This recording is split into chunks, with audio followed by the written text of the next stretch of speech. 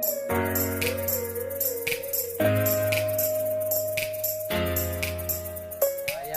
selaku pelapor ya yang dikuasakan secara lisan ya oleh Mr. Sanjay di Polda Metro Jaya dan dikuasakan pula oleh law firm Raidin Anom and Partner untuk melaporkan ya Profesor Dr. Elsa Sharif ke Polda Metro Jaya terkait dengan dugaan penipuan dan penggelapan katanya.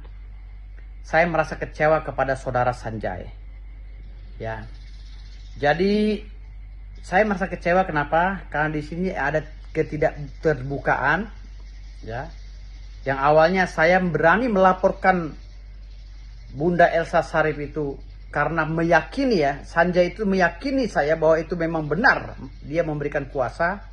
Lalu di dalam beberapa video call-nya pun dia mengatakan bahwa iya betul ya, dia memberikan kuasa dan tidak pernah membantah bahasa saya sehingga saya diperiksa di Polda Metro Jaya. Tapi ternyata akhir-akhir ini dia menyebarkan isu bahwa kuasa itu palsu katanya. Saya sangat kecewa sekali dan saya orang yang ikut serta di dalam kuasa tersebut ya, karena kuasa diberikan kepada Raidin Anom and Partner, merasa kecewa sekali. Kenapa setelah prosesnya sudah jalan, progresnya sudah mau selesai, Sanjaynya pun mau datang ke Polda untuk diperiksa, kok tahu blunder. Seakan-akan saya bekerja tidak profesional. Saya tidak pernah bekerja tidak profesional. Jadi saya semacam terjebak. Dan yang kedua, saya merasa dibohongi oleh Mr. Sanjay. Saat saya melaporkan Bunda Elsa Sharif, dana saya disuruh pakai sekian puluh juta untuk biaya ABCD ya, dengan tim pengacara dan beberapa orang yang ikut dalam situ.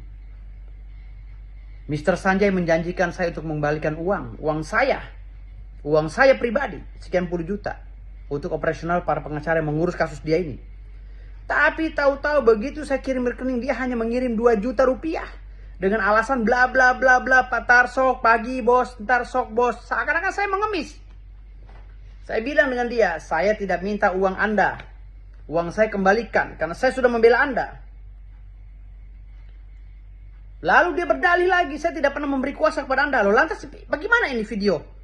Anda yang meyakini saya untuk melapor polisi. Bagaimana ini surat kuasa? Oh, saya tidak pernah tanda tangan bos, bla bla bla. Nah, ini saya merasa rancu.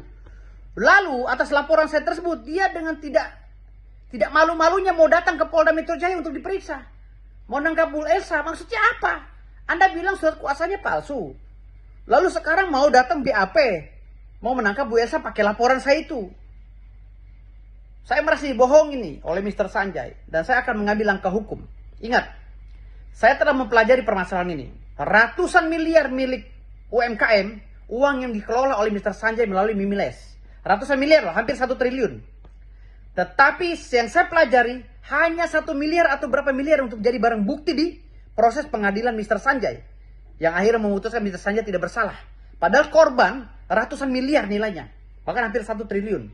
Ingat, sisanya kemana tuh uang?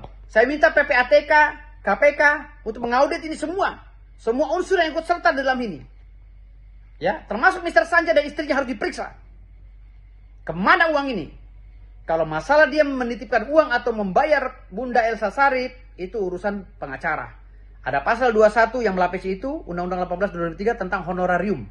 Ya, saya tidak ikut campur itu. Silakan buktikan di perdata. Ya, di pengadilan perdata. Tetapi masalah pidana ini harus diungkap.